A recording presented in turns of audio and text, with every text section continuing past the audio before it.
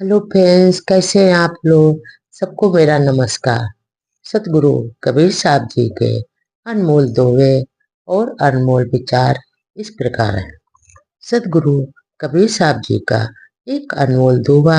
जुआ चोरी मुख बरी, ब्याज बिरानी नारी, जो चाहे दीदार को, इतनी वस्तु निवारी। इसका अर्थ इस प्रकार है। हमारे सदगुरु कबीर साहब जी कहते हैं कि जो इंसान जुआ खेलना चाहता है, चोरी करना चाहता है और दूसरों के मुखबरी भी करना चाहता है और अधिक ब्याज पर ब्याज लेना और पराई स्त्री के मुंह में पड़ जाता है, उसका जीवन बहुत ही दुख भरा होता है। इसके ये बहुत बड़े दुर्गुण होते हैं। उसका जीवन सुखी नहीं रहता।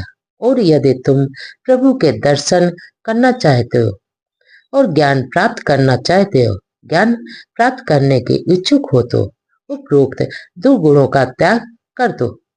इन जुआ खेलना, चोरी करना और दूसरों की मुखबरी करना छोड़ दो, उनका त्याग कर दो और अधिक ब्याज लेना और देना और पराये स्त्री के मोह माया पर जो पड़े हो, उनका त्याग कर दो। ये तो बहुत बड़े दुर्गुण है। इनका तब तक तुम त्याग नहीं करोगे, तब तक तुम ज्ञान प्राप्त नहीं कर सकते। अगर तब तक प्रभु के दर्शन नहीं पा सकते। इसलिए इन दो गुणों को त्याग करना बहुत ही जरूरी है। अंगे सदगुरु कबीर साहब जी का एक अनमोल दोहा इस प्रकार। आशा तजे माया तजे, मोह तजे अरुमान, हर शोक निंदा तजे, कहे कबीर संत जान। इसका अर्थ इस प्रकार। हमारे सदगुरु कबीर साहब जी कहते हैं कि मैंने तो आशाओं का, जो इंसान आशाओं का त्याग कर दिया, जिसने अपनी आशाओं का त्याग कर दिया, वो संसार के माया मोह से नाता तोड़ लिया। जो इंसान संसार के जो माया मोह में पड़ा है, उससे माया मोह से नाता तोड़ लिया और मान और अपमान की भावना का त्याग कर दिया। जो इंसान अपने मान और अपमान की भावना का त्याग कर दिया, वो इंसान किसी भी वस्तु के प्राप्ति पर प्रसन्नता व्यक्त करना अथवा हानि होने पर दुखी होना छोड़ दिया। जो इंसान किसी भी वस्तु को नहीं मिलती है और प्रसन्नता व्यक्त करना जो छोड़ देता है और उसके हानि लाभ पर दुखी और सुखी खुश नहीं होता, ये सब छोड़ देता है और निंदा जो ईर्ष्या से दूर हो जाता है, ऐसे प्राणी को संत पूर्ण ज्ञानी जानो, पूर्ण संत जानो। ऐसे ज्ञानी को, प्राणी को, मनुष्य को पूरा संत जानो, जो सब कुछ छोड़ देता है, जो किसी अपमान ना अपमान मान अपमान का त्याग कर देता है, जिसके उसका अपमान का कोई प्रभाव नहीं पड़ता, जो किसी वस्तु को प्राप्त करने पर खुश नहीं होता अथवा कोई हानि पर दुखी नहीं होता, ये सब त्याग कर देता और किसी के निंदा और बुराई से, ईर्ष्या से जो दूर हो जाता है, ऐसे प्राणी, ऐसे मनुष्य को पूरा संत जानो। अंगे सतगुरु कबीर साहब जी का एक अनमोल दोहा इस प्रकार।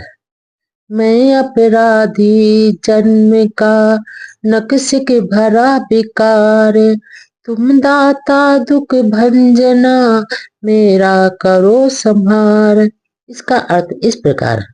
हमारे सतगुरु कबीर साहब जी कहते हैं कि हे भगवान, मैं तो जन्म से अपराधी हूँ, मैं तो जन्म से अपराधी हूँ और मेरा जो तन मन में है, इंद्रिया में जो भोग की भावना, भोग विलास की भावना का विकार सिर से लेकर पैर तक भरा हुआ है।